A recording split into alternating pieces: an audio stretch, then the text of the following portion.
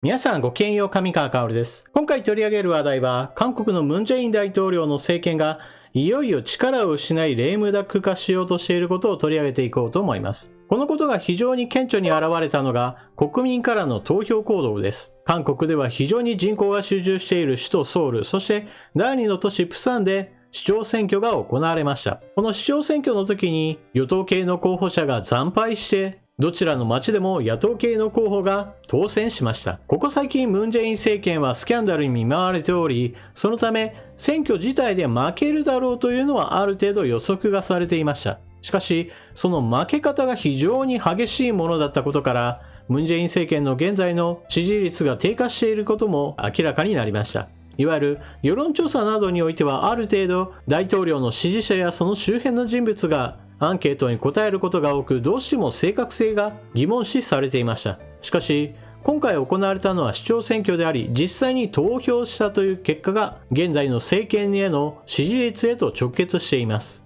そういった意味でも、ムン・ジェイン政権がもはや残り1年を切った状態で、国民からの支持も完全に離れているということを表す出来事だと言えるでしょう。そして、このことは別に韓国国内における政治だけではなく、当然のように、今後大統領が何をするのかということも日韓関係にも関係してくる出来事です。後半ではそのことについて少し触れるとして、まずは韓国で行われた選挙がどのようなものだったかニュースを見ていきましょう。41の行政区で野党全勝、ソウル・プサン市長補欠選。韓国の最大野党国民の力は7日に行われたソウル・プサン市長補欠選挙で与党共に民主党に圧勝した。民主党は2016年総選挙以降、2017年大統領選挙、2018年地方選挙、2020年総選挙まで4連勝を収めたが、今回の選挙で政権審判論が巻き起こり惨敗した。民主党は2018年地方選と2020年総選挙では、ソウル市での合計得票率で国民の力を10ポイント以上リードした。しかし、それから1年間でソウル市の有権者の支持動向が野党優勢に変わった。専門家は、不動産政策の失敗と立法の暴走、ネロナムル、自分がすればロマンス、他人がすれば不倫という意味でダブルスタンダードを示す流行語など、政府与党の姿勢と傲慢に憤った世論が審判を下したと評価した。与党が惨敗したその理由をもう少し見ていきましょう。ムン・ジェイン大統領に背を向けた韓国の20代30代構成への期待を裏切られ、投票で怒り。韓国で与党が惨敗したソウル・プサン両市長選で顕著に現れたのは、20代30代のムン・ジェイン大統領離れだ。彼らはパク・クネ前大統領の親友による国政介入事件を受け、ムン・ジェイン政権に清廉な政治を託した。しかし、ムン・ジェイン大統領の側近らに不正疑惑が相次いで期待を裏切られ、その失望感を投票で示した形だ。テレビ局3社によるソウルの有権者への出口調査で特に顕著だったのが、野党候補へ投票した20代30代が 55% 前後と多かったことだ。与党支持の傾向が強かった世代だが、20代男性に限れば野党への投票が 72.5% に上った。彼らは2016年、パク・クネ前大統領の親友による国政介入疑惑とともに浮上した親友の娘の不正入学問題に怒り、ろうそくを手にデモに集い、ムン・ジェイン政権の誕生を後押しした。2017年のムン・ジェイン政権発足直後の調査では、20代の大統領支持率は 94% に達した。世論調査会社は、ムン・ジェイン大統領の最側近だったチョ・グク元法相の2019年の不正疑惑で風向きが変わったと分析する。女子の子供にも不正進学問題が発覚し、受験競争に悩まされてきた若者らに、ムン・ジェイン政権もパク・クネ前政権と何も変わらないとの落胆を生んだ。今回の選挙戦中も、ムン・ジェイン大統領の経済政策の指南役だった側近に、不動産に絡むスキャンダルが持ち上がり、20代30代の怒りの火に油を注いだ。これまでムン・ジェイン大統領人気にあやかって選挙を有利に進めてきた与党陣営だが、今回は大統領への言及を避けて政権と距離を置いた。歴代大統領は任期終盤に親族の不正疑惑などが浮上して与党との関係がギクシャクし、離党を余儀なくされてきた。ムン・ジェイン大統領も政策の転換で国民の怒りを鎮められなければ求心力が低下し、与党との溝も深まりかねない。ただ、政界関係者の間では、考えを曲げない政治スタイルから、ムン・ジェイン大統領が政策の方向を急に変えることは考えにくいとの見方が強い。ムン・ジェイン大統領がモットーにしてきた公正さが言葉だけと受け止められ、国民の信頼が揺らぐ中、ムン・ジェイン政権がレームダック、死に体化する可能性も指摘されている。韓国ではソウルやプサンといった大都市圏の人口が全体から見ても20から 25% 程度を占めており、そのため今回行われた選挙というのはそれこそ国民全体の支持率の実態を表した数字だと言えます。そして、この選挙の敗北の原因となっているのは、記事の中でも触れられているように、これまでの支持者が離れたからという非常にわかりやすいものですが、同時に世代によっても、これまでムン・ジェイン大統領を支持してきた人たちも、いよいよ支持離れに拍車がかかってきたと言えるでしょう。例えばムン・ジェイン大統領はこの記事の中では若者たちの支持が非常に高かったという話がされているわけですが、同時にこの世代の人たちというのはムン・ジェイン大統領の進めてきた政策によって生活が苦しくなってきた世代でもあります。例えばムン・ジェイン大統領は最低賃金を大幅に値上げしていきますよという政策を実施しました。この政策それ自体は私は以前から何度も言っていますが、政策が間違っているわけではなく政策の進め方が間違っていました。最低賃金を上げることは別に悪いことではありません。問題なのは急激に上げてしまうことです。急激な賃金の上昇によって企業は新しく人を雇うことをやめてしまいます。また人件費の高騰を招くことによって中小企業は体力がないですから、そのために大企業に打ち負かされてしまいます。そして大企業がより多くのシェアを取ることによって結局は賃金の安い労働者か、もしくはそもそも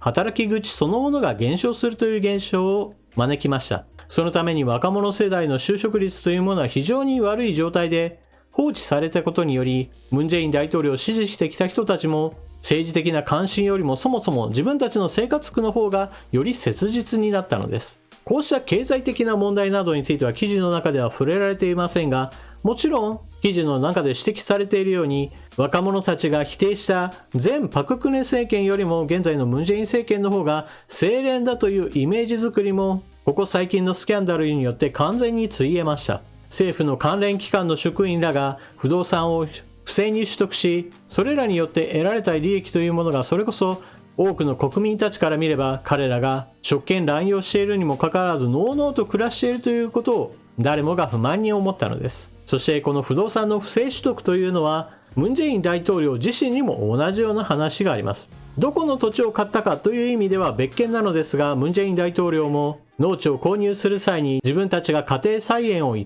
んでいたことから、あたかも農家のように装うことによって土地を取得し、これが完全に職権乱用ではないかということが指摘されています。これらなどは現役の大統領だからこそ許されたことであり、それこそ政権交代が行われたら改めて不正追及の対象となるかもしれません。そして現在のこうした政府関係者、そして大統領自身も不正にまみれているのではないかというこの状態が続けば、当然のように国民からの支持が上昇することは非常に困難です。ですからこのままでいけば韓国の与野党が逆転し政権交代が起こることは十分に考えられます。そして政権交代が行われば何が発生するかといえば、前政権の悪事を暴き立てるという出来事です。韓国の歴代の大統領というのは当然のようにしてみんながみんな職権を乱用し不正を犯してきました。そのために大統領を退いた後には必ずのように何かしら疑惑を追及される立場となります。政権が変わる時というのはそういったように、前の政権は非常に悪い政権でした。大統領は不正にまみれていました。違法行為を行っていましたということを追及し、それによって新しい政権は我々は非常に清廉潔白であり、国民の皆さん我々を支持してくださいというのを一つの通過儀礼として行うのです。これはまさに韓国で行われている恒例行事です。では次の大統領に一体誰がなるのかという話については、それこそ現在のところ国民の人気1位というのが元検事総長のユン・ソクヨル氏です。このユン・ソクヨル氏がどのような人物であるかというのは以前の動画でもご紹介したので、関連動画の説明欄にアドレスを載せておきますのでぜひともご覧ください。ただしこのユン・ソクヨル氏は別に自分自身では大統領選挙に出馬するということを発表しているわけではありません。あくまでもムン・ジェイン大統領の不正を追及するという立場から国民の支持が高かった人物であり、実際に選挙に出るかどうかというのは分かりません。しかし野党側が今回の選挙で勝利したことにより、このユン・ソクヨル氏を大統領候補に担ぎ出せば政権交代はより堅実に確実になると考えて、彼の説得に当たることは十分考えられます。このように情勢としては韓国の与野党逆転の政権交代劇が来年起こるであろうということが予想されるわけですが、だからといって日本にとって劇的な変化が起こるわけではありません。というのも、韓国の政権というのはそれぞれ与党であろうと野党であるとも基本的な政策として反日政策が取られており、どちらの政党が政権を取ったとしても別に反日政策がひっくり返るわけではないのです。ただ、そうした反日政策が基本にあるということを一旦横に置いていくと、アメリカに対しての外交政策や中国に対しての外交政策というものはどのように変化するのかという点については注意が必要です。それこそムン・ジェイン大統領は北朝鮮寄りの政策というものをずっと掲げてきましたし、中国に対しては媚びを垂れる外交を展開してきました。この点について言えば、少なくとも中国にすり寄る外交をしないような人物に変わることが望ましいでしょう。そういった状況というのはどのようなものかといえば、例えば国内政治に関心が非常に向いて、外交政策についてはあまり力を入れない大統領に変わるといったことが一つの条件となります。話はどんどんと次の大統領の話へと変わってきていますが、しかしムン・ジェイン大統領も別にこのまま任期を終了するつもりはないでしょう。何かしら巻き返しの行動を取るはずです。しかしそれらがどのような行動であったとしても、基本的には日本にとって煩わしいものとなる可能性が高いです。一例としては、竹島にムン・ジェイン大統領自身が上陸し、そこで軍事演習を指揮するようなことを行うかもしれません。もちろんこの行動には竹島は韓国のものだという主張をつけた上で日本側へとアピールをするでしょう。このアピールの目的というのは、日本側が反発し、その反発を利用して韓国国内で反日の世論というものを焚きつけるためです。ムン・ジェイン大統領にとっては国内政治に国民の目が向いている状況から、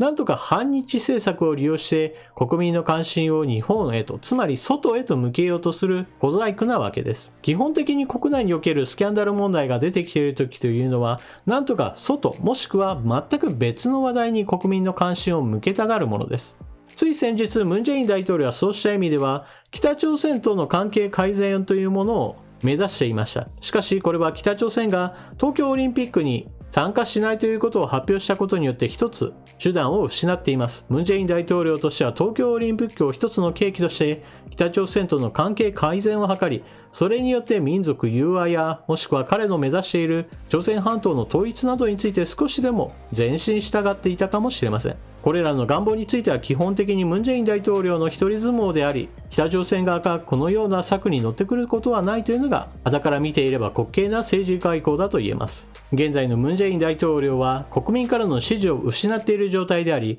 このまま彼の支持率が回復するのは難しい状態です。このような状態のムン・ジェイン政権に対して日本は何をすべきかといえば、基本的には徹底した無視を貫くことが大事です。基本的に現在のムン・ジェイン政権と何かを話し合う必要など全くないことは明らかです。そして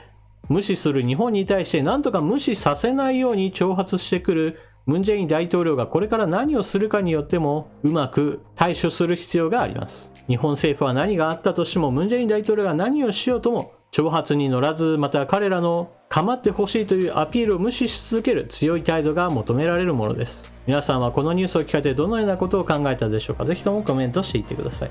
それでは動画の最後までご視聴いただきありがとうございました。チャンネル登録していない方はぜひともチャンネル登録を、そして動画を見終わったら評価ボタンのクリックもよろしくお願いします。それでは次の動画でまたお目にかかりましょう。またね。